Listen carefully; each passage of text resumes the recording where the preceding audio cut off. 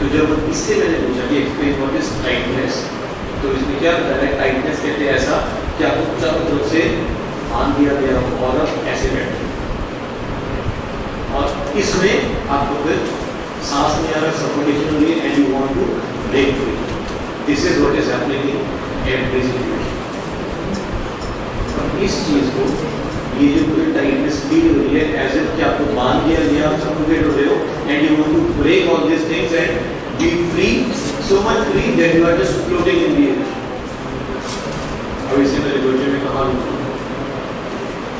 इसको मैं रूब्रिक क्या बनाऊंगा, क्योंकि अब तक जितने भी रूब्रिक बनाए हैं they are exact version of the person. अब यहाँ वो एग्जैक्टनेस तो नहीं, और ये इतना इंपॉर्टेंट सिम्टम है कि मुझे हर एरिया में पेशेंट के मिल रहा है, इसको मैं छोड़ नहीं सकता, क्योंकि ये सेंटर है पेशेंट. अब यहाँ पे कम्स बियॉन्ड रेफरेंस. इस चीज को, इस फिनोमिना को मैं समझूंगा through टिंडल classification.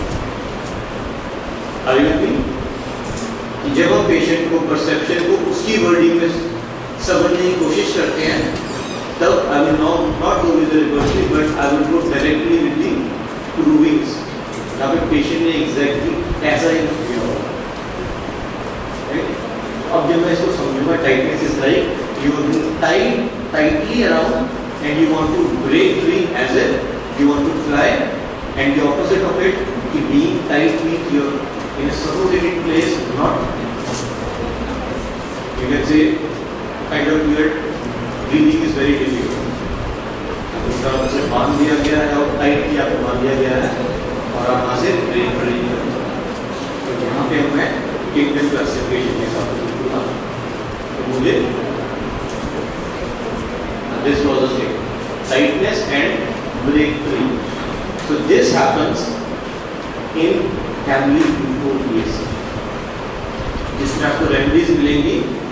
Proton take. Proton take में क्या होता है?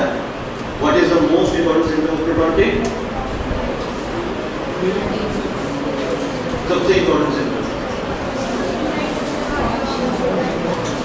डायरिया. पढ़ा आपने डायरिया इन वन शॉट. कैसा होता है वो?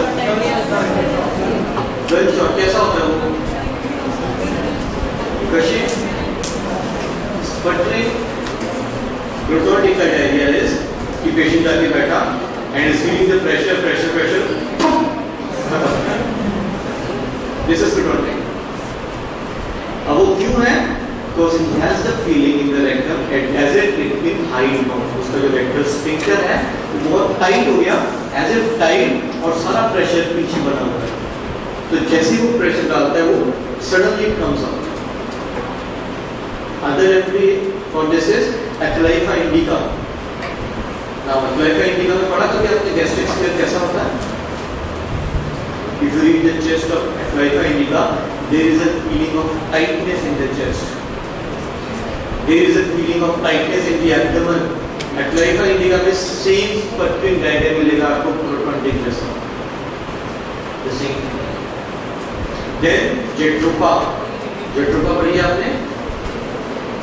Jatropha is also a remedy which belongs to Euphorbacea family, and then in Jatropha also you will have the same symptom of sputtering diarrhea. See the commonality? कि इस remedy की, इस family की हर एक रेमेडी में आपको ये टाइट सेंसेशन मिलेगा. इस तरह का tight. Yes, the word that is used for this is hide bound. Hide bound का मतलब क्या होता है?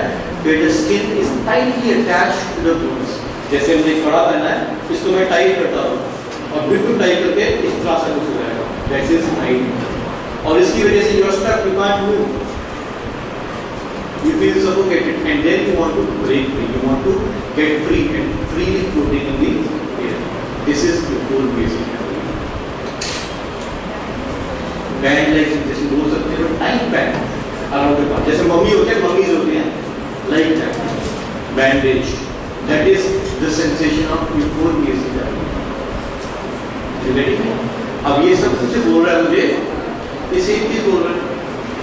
अब इसकी जितनी भी रेमेडीज हैं वो सेम सेंसेशन एक रेमेडी में चेस्ट में मिल रही है, एक रेमेडी में रेक्टम में मिल रही है, एक रेमेडी में चेस्ट में मिल रही है, यूफोर्बियम पेन्स कैसी होती है, सीवियर कैंसर टाइप पेन्स, ऐसी पेन कि आपको जान निकाल देगी घुट के, अगेन द सेम सेंसेशन।